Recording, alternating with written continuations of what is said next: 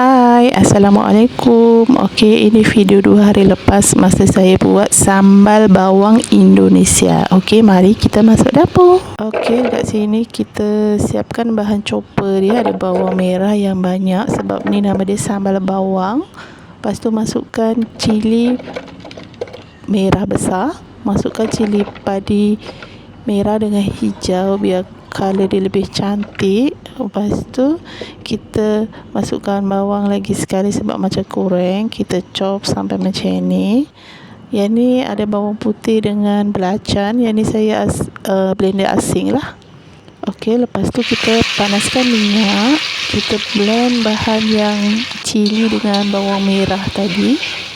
Okey, tumis-tumis sekejap baru masukkan bawang putih dengan belacan yang kita blend asing lah.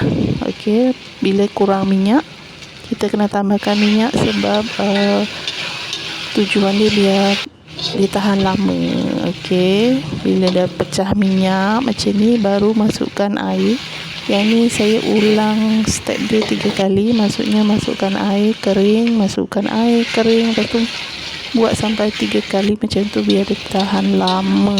Okey, biar betul-betul masak. Lepas tu baru masukkan garam secukupnya.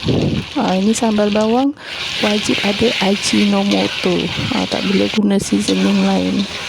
Okey, gaul rata. Baru saya dah masukkan gula pasir nak bagi rasa dia balance. Kalau korang masa nak makan tu perahkan jus limau nipis atau limau kasturi lagi sedap. Yang ni saya makan bersama ayam goreng lengkuas. Video tu next ya. Okey, bye.